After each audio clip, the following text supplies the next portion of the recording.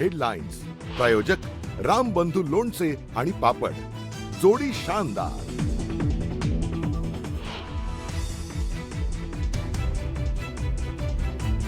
वेळ आल्यावर काँग्रेसला चोख उत्तर देणार. काँग्रेसच्या गुंगी गुडिया या टीकेवर सुनेत्रा पवारांची पहिली प्रतिक्रिया.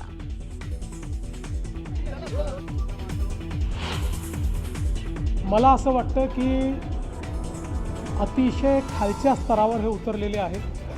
इतक्या खालच्या स्तराला जाणारे हे आता आपल्याला पहिल्यांदाच पाहायला मिळत आहेत. काँग्रेस अतिशय खालच्या स्तरावर उतरली आहे. बातम्यांमध्ये राहण्यासाठी अशी वक्तव्य केली जातात. मुख्यमंत्र्यांनी सुनावलं.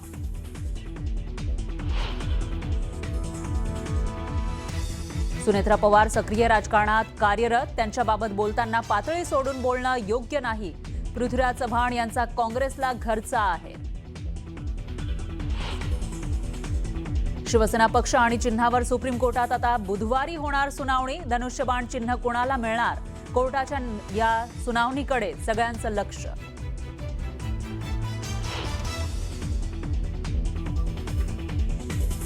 मृत जवान विकास गोरेंना खड्डा दिसला नाही का? खड्ड्यामुळे जीव गेलेले विकास गोरे यांच्या कुटुंबियांना पोलिसांचा उफराटा सवाल. तर पोलिसांनी कुटुंबियांचे आरोप फेटाळले.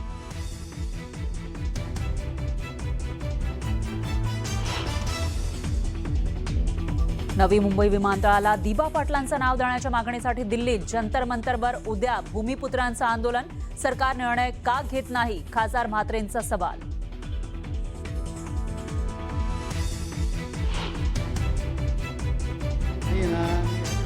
जायकवाडी धरणातील पाणीसाठा 94%. 18 दरवाजे अर्ध्या फुटानं उघडले. 10,000 क्युसेक वेगानं पाण्याचा विसर्ग. अभिनेत्री त्रिशा कृष्णनविषयी अत्यंत आक्षेपार्ह विधान. माजी उपमुख्यमंत्री उदयनिधी स्टॅलिन यांना अटक आणि सुटका. सुटकेनंतर उदयनिधींची रॅली.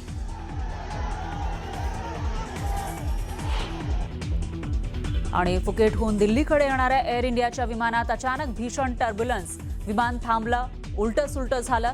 प्रवाशाचा दावा. तर अनेक प्रवासी जखमी. रुग्णालयात उपचार सुरू.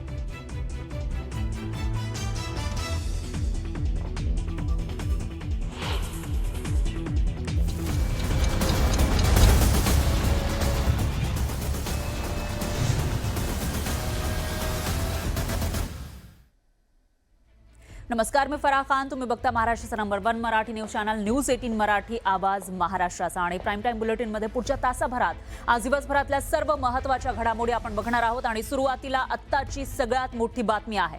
तामिळनाडूमध्ये आज नेमकं काय घडलं हे तुम्हाला माहिती असेल. आणि त्यानंतर उदयनिधी स्टॅलिन यांचं चेन्नईत शक्ती प्रदर्शन पाहायला मिळत आहे. त्यांना आज अटक झालेली होती, त्याच्यानंतर सुटका केली. आणि आता अशा पद्धतीनं उदयनिधी स्टॅलिन यांचं शक्ती प्रदर्शन या ठिकाणी पाहायला मिळालं आहे. एक प्रकारे रॅली काढण्यात आली आहे. पोलीस चौकशीनंतर उदयनिधी यांची सुटका झाली आहे. चेन्नईमध्ये उदयनिधी स्टॅलिन यांची समर्थकांकडून त्यानंतर रॅली काढण्यात आली. त्रिशा कृष्णनबाबत आक्षेपार्ह टिप्पणी त्यांनी केलेली होती. डबल मिनिंग शब्द त्यांनी वापरल्याचा आरोप त्यांच्यावर होता. त्यानंतर त्यांना अटक झाली, गुन्हा दाखल झाला, अटक झाली आणि सुटका झाल्यानंतर अशा पद्धतीनं त्यांचं एक प्रकारे असं म्हणता येईल की स्वागत केलं जाते. पोलिसांच्या चौकशीतून बाहेर आल्यानंतर एक रॅली त्यांच्या कार्यकर्त्यांनी काढली.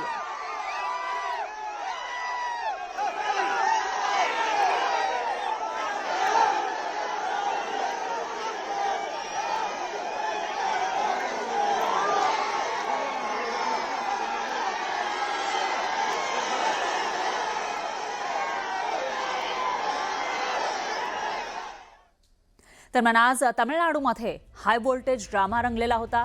अभिनेत्री तृषाचं नाव घेऊन थलपती विजय यांना डिबचणं. तामिळनाडूच्या माजी उपमुख्यमंत्र्यांना भोवलं. अभिनेत्री तृषा यांच्याबाबत द्विअर्थी वक्तव्य केल्यानं विरोधी पक्षनेते उदयनिधी स्टॅलिन यांच्यावर थेट पोलीस केस झाली आणि अटक सुद्धा झाली. नंतर त्यांची सुटकाही झाली. पण या प्रकरणामुळे मोठं वादळ उठलं. कसं ते पाहूयात या रिपोर्टमध्ये.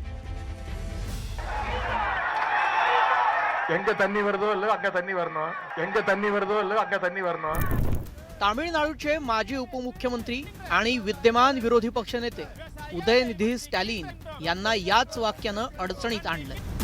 उदयनिधी स्टॅलिन यांना अटक आणि सुटका. अभिनेत्री त्रिशाबाबत द्विअर्थी टिप्पणीवरून वादंग. स्टॅलिन यांच्या अटकेनं तामिळनाडू तापलं.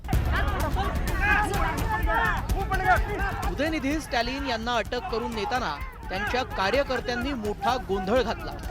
पोलिसांच्या गाडीला कार्यकर्त्यांनी अक्षरशः घेराव घातला आणि पोलिसांशी धक्काबुक्कीही केली. उदयनिधी स्टॅलिन यांना अटक होण्याचं कारण त्यांचंच एक वाक्य. तामिळनाडूच्या तंजावर येथे त्यांनी आंदोलन केलं. कावेरी नदीच्या पाणी प्रश्नावरून त्यांनी मुख्यमंत्री जोसेफ विजय यांच्यावर सडकून टीका केली.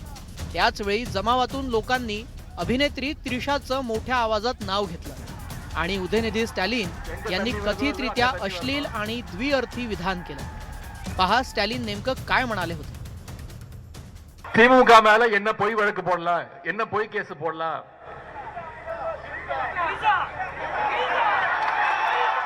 எங்க தண்ணி வருதோ இல்ல அங்க தண்ணி வரணும். पण मुख्यमंत्री जोसेफ विजय यांच्यावर टीका करताना उदयनिधी यांनी त्रिशा कृष्णनबाबत टिप्पणी का केली तेही पहा. त्रिशा कृष्णन आणि जोसेफ विजय यांचा अनेक सिनेमात एकत्र अभिनय.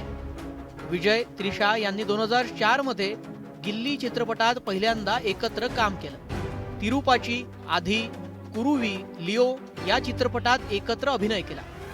जोसेफ विजय मुख्यमंत्री झाल्यावरही त्रिशासोबत अनेक कार्यक्रमात हजेरी दिसली. मैत्री कार्यक्रमांमधील एकत्र सहभागामुळे त्यांच्यात प्रेम प्रकरण असल्याच्या चर्चा रंगल्या. या सगळ्या चर्चा तामिळनाडूत रंगल्या असताना उदयनिधी स्टॅलिन यांनी जोसेफ विजय यांच्यावर टीका करताना त्रिशावरही टिप्पणी केली. यावरून उदयनिधी स्टॅलिन यांना अटक केली. त्यानंतर उदयनिधी यांनी कोर्टात धाव घेतली. दोन्ही बाजूंनी युक्तिवाद झाल्यानंतर उदयनिधी यांना चौकशी करून सोडून देण्याचे आदेश कोर्टाने दिले. मात्र वादग्रस्त वक्तव्याने आधीच वादावादी सुरू असताना आता उदयनिधींच्या अटक आणि सुटकेमुळे तामिळनाडूतलं राजकारण पुन्हा एकदा चांगलंच तापलंय. Bureau report, news 18 Marathi. यानंतर पाहूयात पुढची बातमी. महाराष्ट्राला हादरवून सोडणाऱ्या केतन अग्रवाल हत्याकांड प्रकरणाची लग्नाळूंनी चांगली झासी घेतलेली आहे. त्यामुळेच आता उच्चभ्रू सोसायटीमधील पालकांकडून मुलामुलींच्या कुंडलीऐवजी खासगी गुप्तहेराकडून त्यांच्या खासगी आयुष्याविषयीची कुंडली शोधण्यावर भर दिला जातोय. केतन अग्रवाल हत्याकांडामुळे सियासारखी मुलगी नको अशी चर्चा सुरू झाली आहे. त्यासाठी उच्चभ्रू वसाहतींमध्ये खासगी गुप्तहेरांच्या मदतीनं भावी वर किंवा वधूची माहिती मिळवली जाते आणि यासाठी खासगी गुप्तहेराला लाखो रुपये सुद्धा दिले जात आहेत. गुप्तहेराकडून मुलगा किंवा मुलगी सध्या काय करते, आर्थिक स्थिती कशी आहे, कर्जाबाबतची माहिती सुद्धा मिळवली जाते आणि तिचे किंवा त्याचे रिलेशनशिप स्टेटस नेमकं काय आहे, खासगी याविषयीची सुद्धा खासगी माहिती मिळवली जाते. एवढंच नाही तर मुलगा किंवा मुलीचा लैंगिक कल जाणून घेतला जातोय अशी माहिती आहे. तर नेमकं हे प्रकरण काय आहे आपण समजून घेऊयात. ग्राफिक्सच्या माध्यमातून कशा पद्धतीनं ही माहिती मिळवली जाते. जेव्हापासून केतन अग्रवाल हत्याकांड प्रकरण समोर आलं तेव्हापासून धास्ती घेतलेली आहे लग्नाळूंनी आणि आता लग्नाच्या आधी नेमकं काय बघतायत तर लग्न जमवण्याआधी चौकशी केली जाते. जो काही पार्टनर आहे, मुलगा किंवा मुलगी बघतायत त्यांची चौकशी केली जाते. भावी वधूबाबत खासगी गुप्तहेराकडून चौकशी केली जात असल्याची माहिती आहे आणि लाखो रुपये देऊन ही माहिती काढली जाते असंही कळतंय. याशिवाय मुलीचं शिक्षण, व्यवसाय नेमकं काय आहे याविषयीची सुद्धा माहिती मिळवली जाते. म्हणजे ज्या वेळेला लग्न ठरतं त्यावेळेला सांगितलं जातंच, पण ते ॲक्च्युअलमध्ये नेमकं काय आहे त्याविषयीची माहिती अशा गुप्तहेरांकडून मिळवली जाते. मुलीचं सध्याचं रिलेशनशिप स्टेटस नेमकं काय आहे ते सुद्धा या गुप्तहेरांकरवी माहिती करून घेतलं जाते. आर्थिक परिस्थिती, कर्जाची माहिती सुद्धा या गुप्तहेरांकडून मिळवली जाते. याशिवाय मुलगा किंवा मुलीचा लैंगिक कल नेमका कोणाकडे आहे याविषयीची सुद्धा माहिती गुप्तहेरांकडून मिळवली जाते. त्यासाठी लाखो रुपये मोजले जात आहेत. एखादं प्रकरण असेल तर त्याच्या चौकशीसाठी गुप्तहेरांचा वापर आधी केला जायचा. मात्र आता लग्न करण्याच्या आधी मुलगा किंवा मुलीची अशा पद्धतीनं खासगी माहिती मिळवण्यासाठी गुप्तहेरांची मदत घेतली जाते अशी माहिती समोर आली आहे.